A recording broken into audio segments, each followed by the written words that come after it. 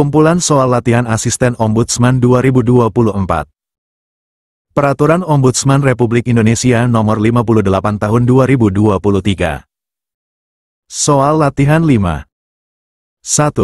Dalam situasi apa Ombudsman dapat menghentikan pemeriksaan substantif terhadap suatu laporan? A. Laporan telah diselesaikan oleh instansi yang dilaporkan. B. Pelapor mencabut laporan. C. Terlapor mengakui kesalahannya. D. Ombudsman menemukan bukti maladministrasi. E. Media massa telah memberitakan kasus tersebut. Kunci jawaban yang paling tepat dari soal di atas adalah B. Pembahasan dari soal di atas, yaitu bahwa berdasarkan pasal 40, pemeriksaan substantif dapat dihentikan jika laporan dicabut oleh pelapor atau kuasa pelapor. 2. Asisten Ombudsman menemukan dugaan maladministrasi yang berdampak luas pada sistem pelayanan publik di suatu kementerian. Tindakan apa yang dapat diambil Ombudsman? A. Menunggu adanya laporan resmi dari masyarakat. B. Melakukan investigasi atas prakarsa sendiri. C. Menyerahkan kasus tersebut ke Komisi Pemberantasan Korupsi. D. Mengumumkan temuan tersebut ke media massa. E. Meminta kementerian tersebut melakukan evaluasi internal. Kunci jawaban yang paling tepat dari soal di atas adalah B.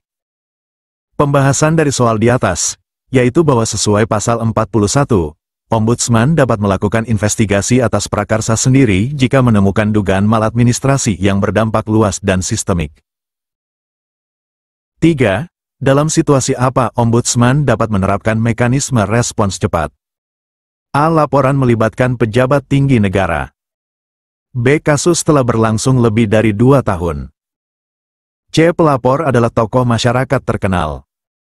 D. Permasalahan menjadi atensi publik. E. Terlapor menolak memberikan klarifikasi.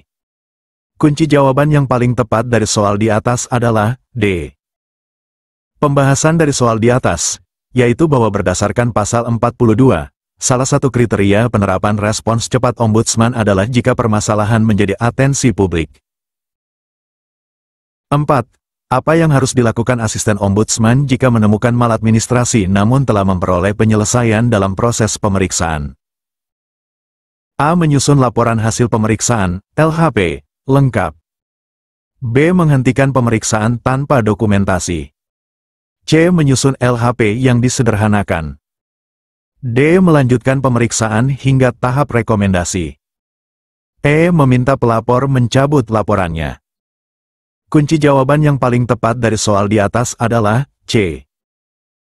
Pembahasan dari soal di atas, yaitu bahwa sesuai pasal 47 ayat 3, jika ditemukan maladministrasi namun telah memperoleh penyelesaian, asisten menyusun LHP yang disederhanakan. 5. Siapa yang berwenang menetapkan laporan hasil pemeriksaan, LHP, Ombudsman? A. Ketua Ombudsman. B. Anggota Ombudsman. C. Kepala Perwakilan. D. Tim pemeriksa. E. Keasistenan yang membidangi fungsi pemeriksaan laporan. Kunci jawaban yang paling tepat dari soal di atas adalah E.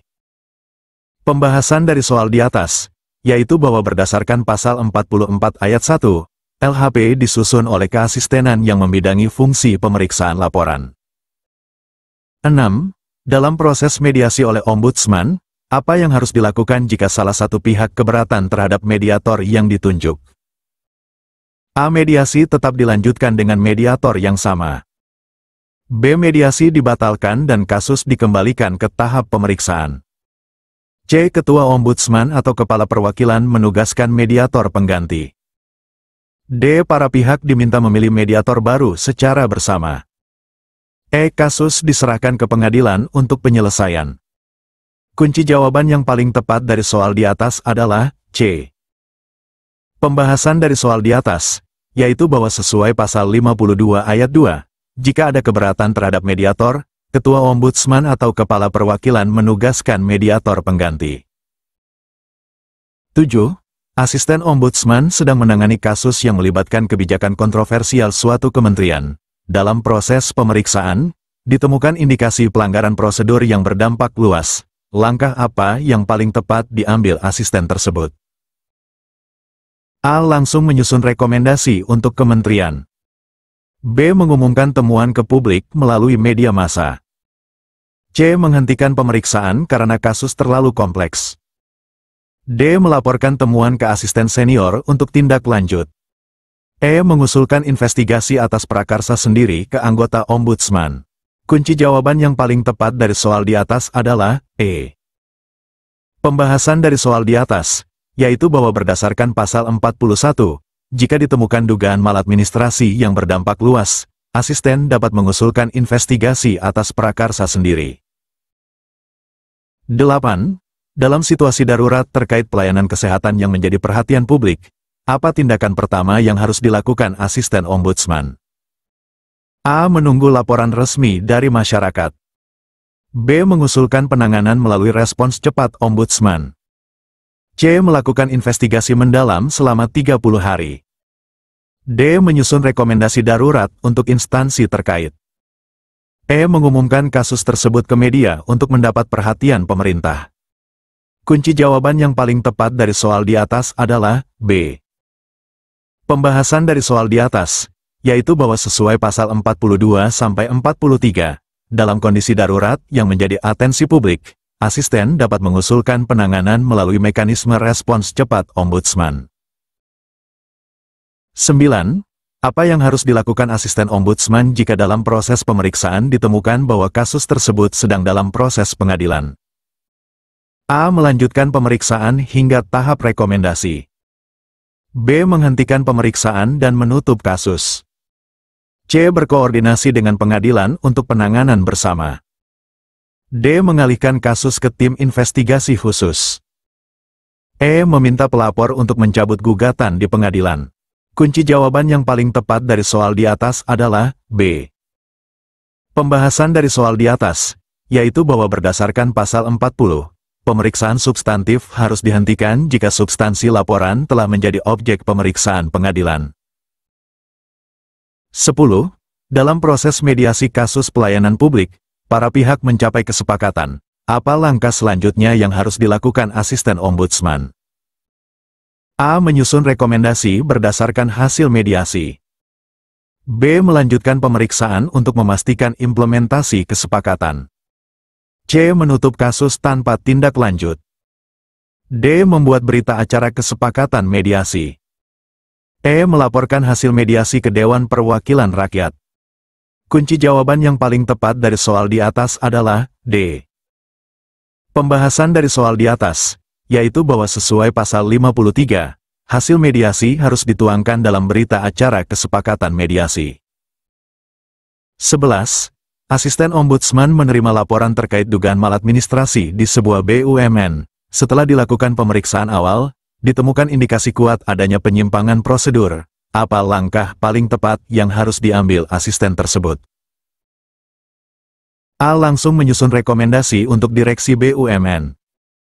B. Melakukan klarifikasi tertulis kepada BUMN terkait. C. Mengumumkan temuan awal ke media massa. D. Menghentikan pemeriksaan karena BUMN bukan lembaga pemerintah. E. Menyerahkan kasus ke kejaksaan untuk ditindaklanjuti. Kunci jawaban yang paling tepat dari soal di atas adalah B. Pembahasan dari soal di atas, yaitu bahwa berdasarkan pasal 26-27, langkah yang tepat adalah melakukan klarifikasi tertulis kepada terlapor, dalam hal ini BUMN, untuk meminta penjelasan resmi. 12. Dalam proses penyusunan laporan hasil pemeriksaan, LHP, asisten ombudsman menemukan bahwa dugaan maladministrasi tidak terbukti. Apa yang harus dicantumkan dalam kesimpulan LHP? A. Ditemukan maladministrasi ringan. B. Kasus ditutup tanpa tindak lanjut.